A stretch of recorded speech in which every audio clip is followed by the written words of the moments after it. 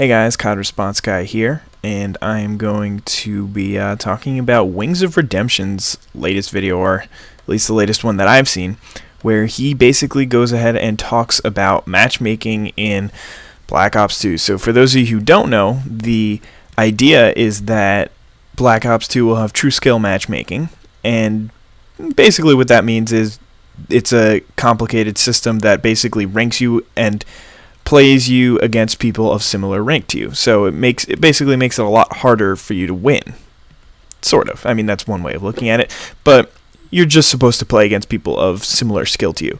So first of all, he mentioned how he loves the idea and that it's going to basically, since it makes it harder for you to win because you're playing against better players overall, it's going to make the COD community play better players, and then you have harder, like, you can't get super easy gameplay where you just play against noobs, which is definitely an interesting thing because that's obviously been going on for quite some time in the COD community, where even from the beginning, commentators always used to say, yeah, obviously I'm not going to get 12 nukes in one game or 12 mobs in one game against noobs, so I mean against great players, so they have to play against noobs, but now that could basically end.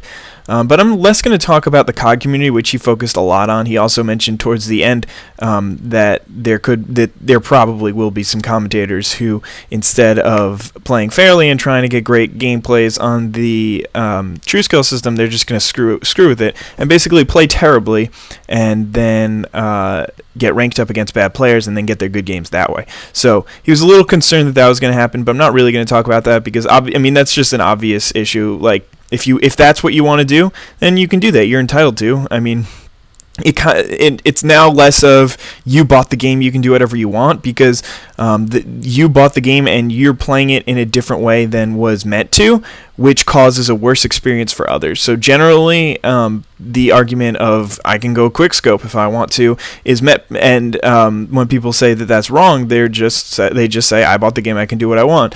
And but now that the game is basically created so that you can play against people on an equal playing field, if you're a very good player and you're playing against people who are new to the game, then you're ruining their experience, and the experience that was meant to be given to you by Treyarch and the developers there. So that's definitely an interesting point, but not so relevant. Anyway, he also mentioned how he thinks that it'll help him become a better player, and it'll help people who he plays against basically just everyone. It'll basically help everyone to be a better player because you're playing against better competition the whole time.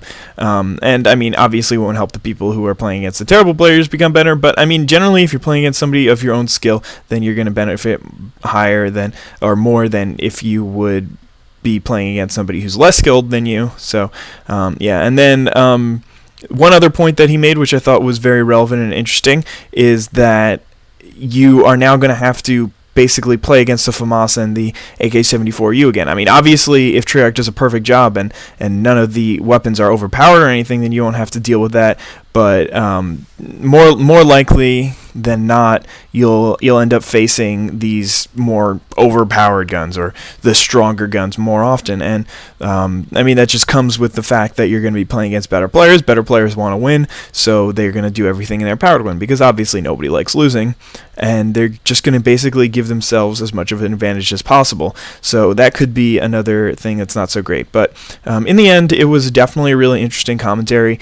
He brought up a lot of points, ranging from YouTube to just trying to become a better player himself, and he also just bringing up the point that or the deeper point that basically people just try to win, and it's going to force everyone to play at a higher level. So I think that was definitely an interesting commentary, and I hope you guys enjoyed what I had to add, and that you all have a wonderful day. Bye.